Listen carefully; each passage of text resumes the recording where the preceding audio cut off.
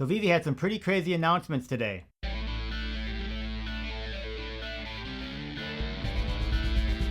So wow, some pretty incredible announcements from Veve today. I'll go through a couple of them. Obviously, news is still breaking, and so I'm gonna have to do a follow-up to this as we kind of look at different things. I've played around a little bit with the new apps and whatnot, so I'll talk a little bit about that, but I might have to do a follow-up on that as well. So today at South by Southwest, Veve and Marvel announced that they will be releasing digital comics on the Veve platform same day as when they're released in print. So I'm assuming that's Wednesdays, right? At 10 a.m. So unbelievable. I think we knew this was going to happen eventually. We didn't know who was going to do it, but we kind of saw the writing on the wall. Let me go through the other announcements and then I'll talk about it.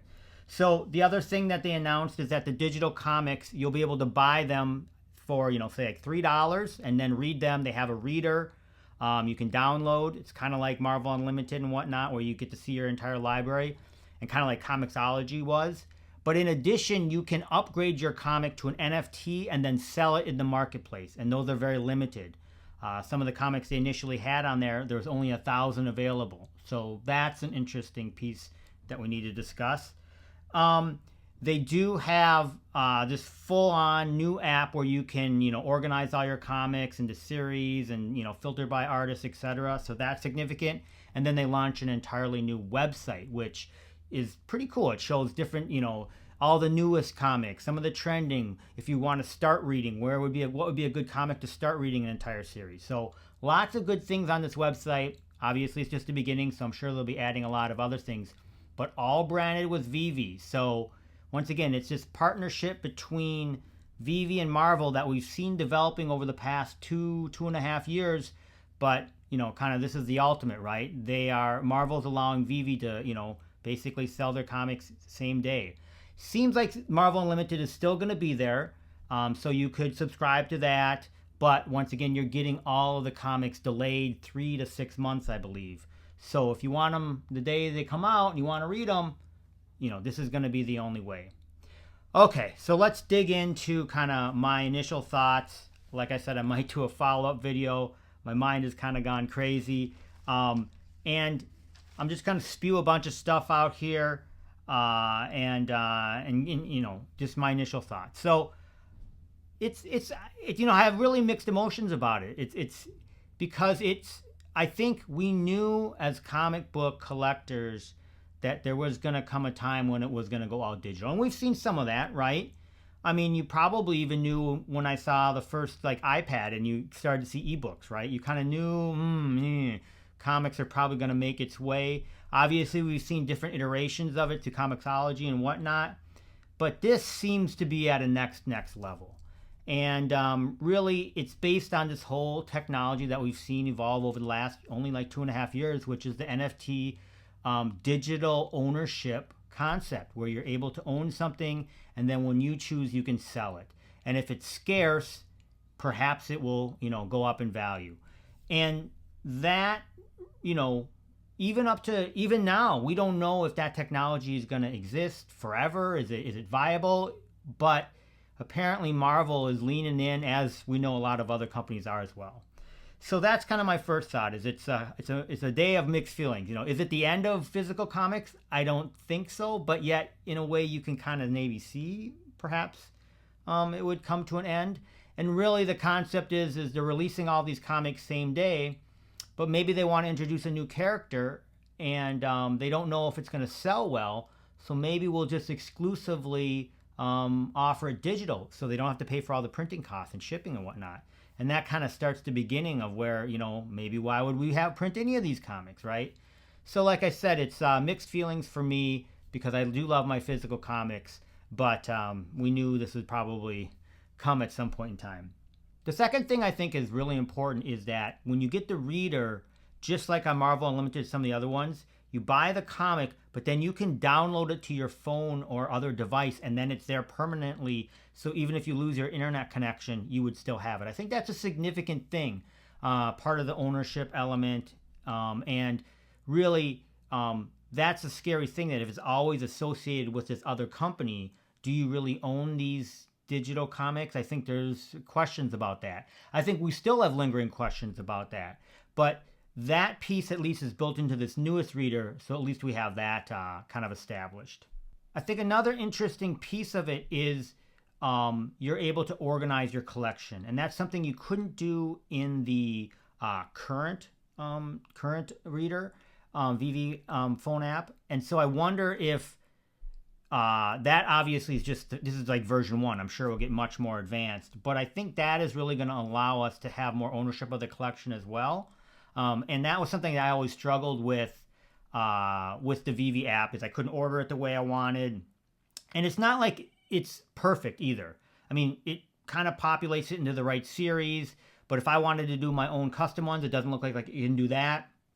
But maybe all that's coming. So that's very exciting as well. The other thing which I think is critical now is that, and this is at the core of all comics, and I think sometimes get lost, is that if you are able to buy when the comics are coming out, or even in order, you're going to be able to read these great stories.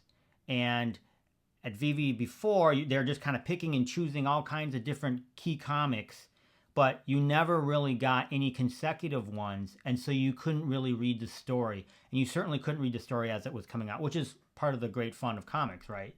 So I think this aspect of it is going to be a really, really key feature. Now, I will add this. The price point I was seeing for the downloads were $3.99, so $4. So not as much as a comic in the comic book store. But I felt like that price point might be a little bit high. Now, if you want to get the limited edition one, the NFT ones that you can resell, I think those are priced around $7, maybe even $8. All those price points seem high for modern comic. You know, obviously if you're, buying AF-15 or something like that, the price points can be higher. But I think they're going to have to juggle that a little bit. But I'm sure they'll figure it out. We'll see what happens. But that was my initial thought process on those price points. And then I guess I'll kind of sum it up with my 3 kind of big ones here. I don't want to make this video too long. Is that number 1, this I think really solidifies, if it wasn't already, that Veve has really become a long-term possible solution for Marvel and a lot of these collectibles from the digital perspective. There's so many NFT projects that come and go and this and that, and we don't know, and half of, are they rug pulled? We don't know, right? But it does seem that this solidifies Veve as an ongoing partner and as someone that Marvel is really invested in, to let them take over, and they've let them, basically distribute their comics. So I think that's a big one in terms of the longevity of the Veve program. I think the second piece, which I talked a little bit about earlier, is this whole concept of digital ownership is still brand new and is foreign to a lot of people, including even myself, right? It's literally, I'm only was familiar with it in the last, 2 years or so.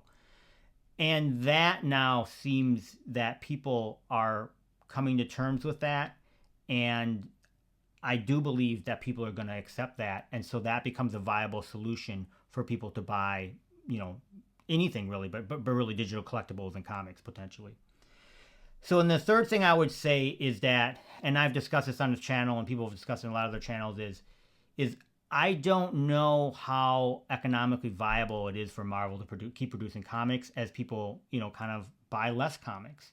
And that's scary for someone who loves the art form, loves the stories, loves the characters, wants to see new stories and characters. And so where was that going? And I think with the digital revolution in this kind of world, does that give it new life? It certainly allows them to have much grander reach in terms of serving the greater world, right? If you're only shipping physical comics to here in the United States or Canada or some other places, if you live in these other areas, it's tough to get these brand new comics as they're coming out. And now, they'll be able to do that. Now, obviously, language is an issue, but you see my point, at least from that perspective. So there could be brand new audiences that could buy these comics. And then obviously it's the whole printing and distribution. It's expensive. And so I do believe that this has the potential to bring in a whole new wave of readers. collectors. And so in the end, as much as I might be sad that perhaps maybe this is the beginning of the end for print comics, and maybe I'm overstating it. Maybe this will blow away, and in 2 months they'll delete everything and turn off the websites. But it does feel like today is a day that we'll remember, and it's kind of, like I said, mixed feelings for myself. Anyway, thanks for watching. I'll probably do another one once I've learned a little bit more about the system. I'm sure there'll be a lot of other different people that, focus in on the app and this and that and how you buy, and my thoughts. I just wanted to share my thoughts more from more, almost like a more emotional level in terms of my thoughts on what happened today. Anyway, thanks for watching. Take care.